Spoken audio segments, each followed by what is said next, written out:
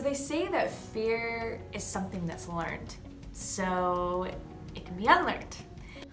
Have you ever wondered what people's greatest fears are? I mean, we all have different fears, but like, what happens if you Google it?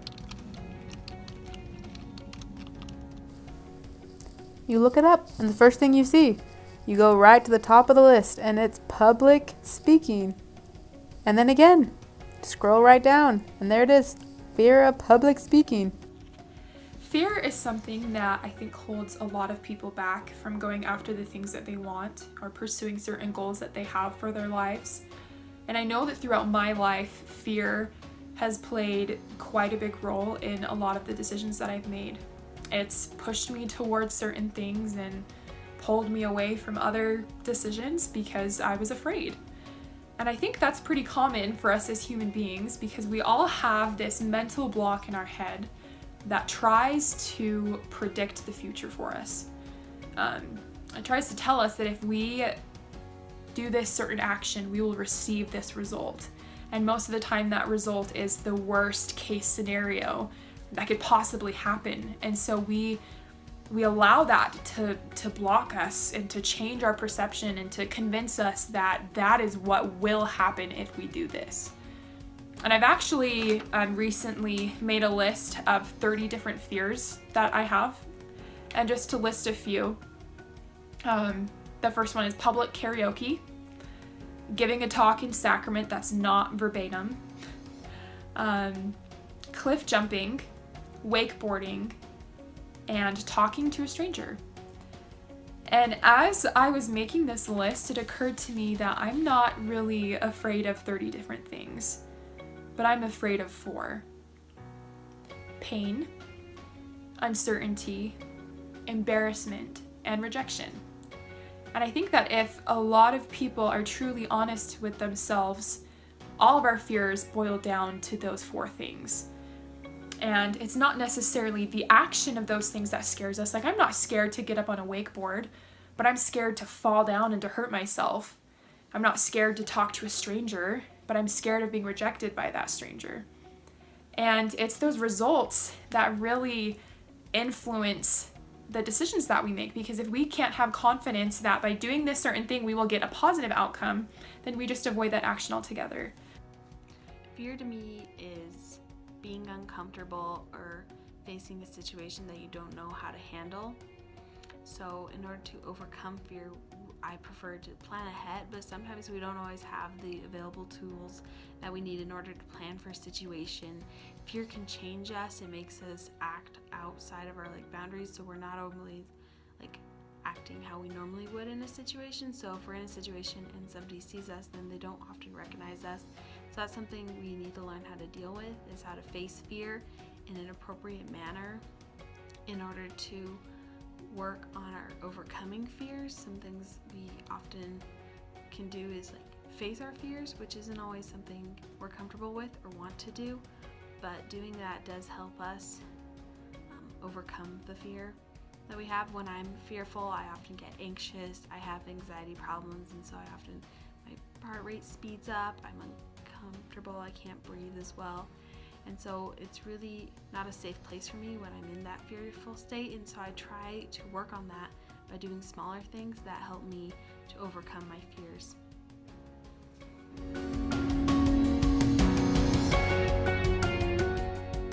In my public speaking class this year, I learned that this was an important aspect of overcoming our fears.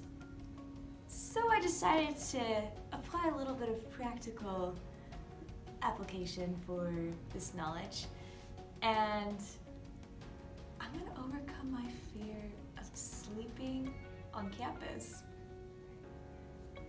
Not sure. Taking this class this semester of public speaking was fun, but definitely outside of my comfort zone.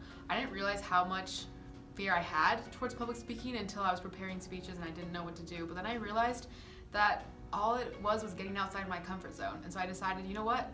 If I can get outside my comfort zones in different ways, in different aspects of my life, then I think I'll be able to do the same thing with public speaking. So I did. I decided that asking somebody out on campus, like asking a guy out on a date, is something that I feared. And so I decided I was going to do it. I have found in my life is that as I face my fears, I am able to overcome them. And fear is not something that ever really goes away completely, but we are able to conquer them as we stand up to them, as we look them straight in the face and address them and deal with them. And so what I decided to do to face my fear was the eye contact experiment. Now, the eye contact experiment is when you look at someone for 1 whole minute without breaking your gaze. And the reason why this is kind of a fear of mine is because I feel like when we make eye contact with others, it's a very, very vulnerable thing. And that's one thing that I'm scared of, is being vulnerable and allowing myself to truly be seen for who I am. And so I decided to do that with my brother. And so this is a video of that. One thing I'm scared of is action items that require you to like be performing something or doing things in front of people. So like public speaking is scary for me, but so is like sports, because I'm not very coordinated. I have a hard time with sports, and so I've always been scared of like any type of sport, including ice skating, roller skating, bowling, I don't know, jump on it, or any place where you're like outside being physical, because I'm not comfortable like being physical in front of people. So for this assignment, I really wanted to confront one of these fears and go skating with my friend to see how like that I'd overcome that. And so I went to classic skating.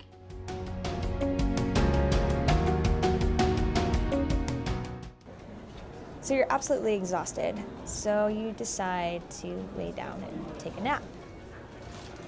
And your worst fear comes to pass, that someone, a random stranger, comes and decides to, that's right, lay down and take a nap. Can I wake up and be surprised and super like, what the heck? And you're mortified, never Perfect. taking a nap ever again. But that's not really how it happens. You take a nap. A stranger comes by, and they leave you completely alone, pursuing their studies. So everyone, as a college student, gets exhausted. I know I do. And when I'm really tired, I worry about my laptop. So I figure I'll hold it tight, but I always have this fear that some random stranger will take it from me while I'm sleeping. And then she finally lets go of it. And run away like mad. I wake up, my laptop's gone. How am I going to study? This isn't really what happens. I have my laptop. And then maybe put your feet up. I sleep. I'm Perfect. drifting off into dreamland. Someone, a random stranger, sits down, doesn't even bother my laptop. And kind of just like get up. I wake up and finish my studies. And then open your laptop. You have to Like just working on nothing stuff. has happened. Walking into the library, there are many places where you can fall asleep. But my worst fear of all is that drool will begin to drip from my mouth onto the desk. Mortified, I'll wake up, make sure no one saw, and secretly wipe it away as if nothing even ever happened. But we know that not all of us drool every time we sleep, and that this is just a worst case scenario. Most of the time, it's not even a problem. Last of all, it's study groups. When you fall asleep and your group decides it'd be funny to do a little bit of artwork on your face. You wake up and discover what they've done. But people are genuinely kind.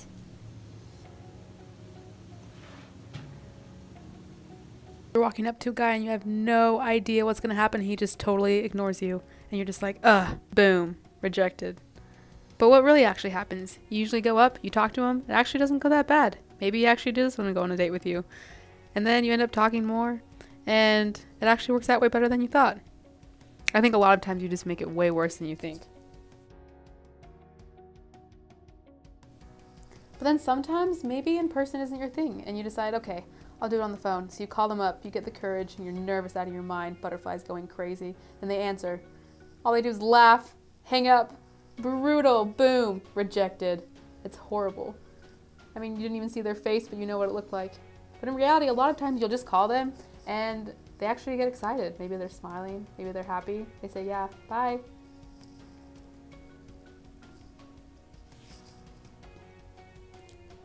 Then you have that classic situation where you're in the kukri or the Wilk and then you go and sit by some random guy. He has headphones in. You don't want to bother him. He takes one out. You say, hi, would you like to go on a date? And then all of a sudden they look at you like you're a weirdo.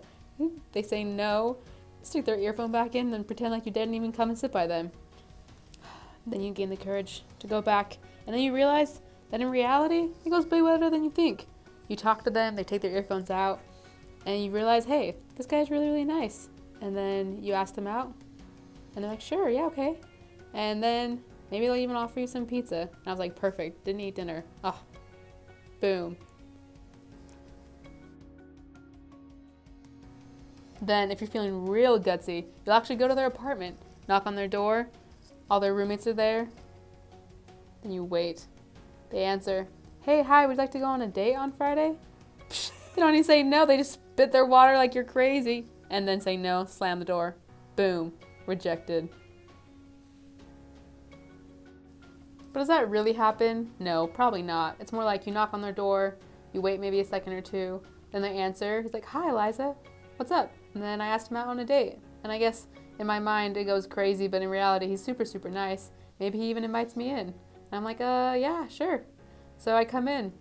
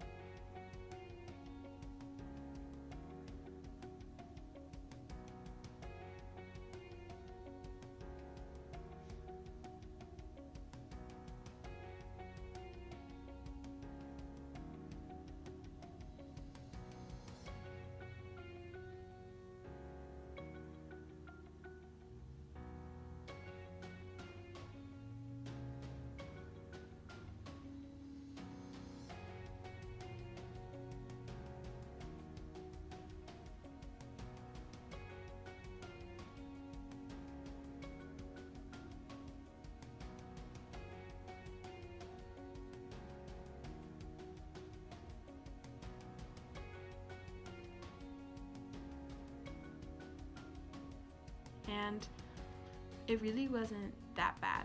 Like, I thought it would be a lot worse, but especially like once you're able to get over yourself and get over the fear of falling or like embarrassing yourself in front of people, I find it's a lot easier. And so I did go and I fell quite a bit, but once I started like stopped falling and I was able to like get up and work, and it was great. And so I'm grateful that I did that, because now I really enjoy skating and I feel like that's something I'll be able to return to. This is the video of me skating. You can see like we're clumsy and we don't really look super coordinated, but it's fine because we're having a good time. I was worried I was gonna fall quite a bit, and I did, but it didn't really matter because everyone there was falling. It was actually really enjoyable, and it's probably something I'll go back to.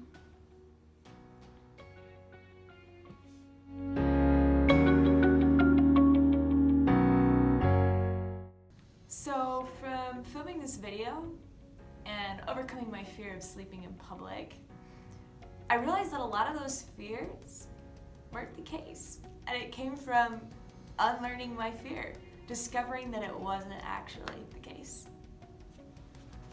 So I realized that a lot of times I have like this worst case scenario in my head of what's gonna happen, but as you could see, a lot of the times it doesn't happen that way, and if anything, it actually goes way better than I thought. So I realized that visualizing success instead of visualizing the worst case scenario helps you not only with asking a guy out on a date, but especially in public speaking, because if you visualize success, then it's probably gonna go a lot better.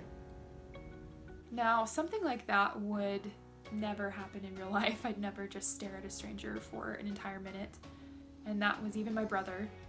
But still, in those 60 seconds, I felt pretty vulnerable. And I feel like that is exactly what public speaking is allowing yourself to be vulnerable and to be seen by other people. And that can be a scary thing, or at least it is for me. And the biggest thing that I have learned from taking a public speaking class is that I don't need to let fear make my decisions. I don't need to be scared of outcomes. I need to be more concerned about what I am doing, what actions I'm taking to go after the things that I want. Because if we let fear run our lives, then we'll never get the things that we want. We'll never accomplish the goals that we have for ourselves. We'll never progress or grow as a person and be able to help ourselves or other people. And so I firmly believe that if we face our fears head on, that we will be able to overcome them.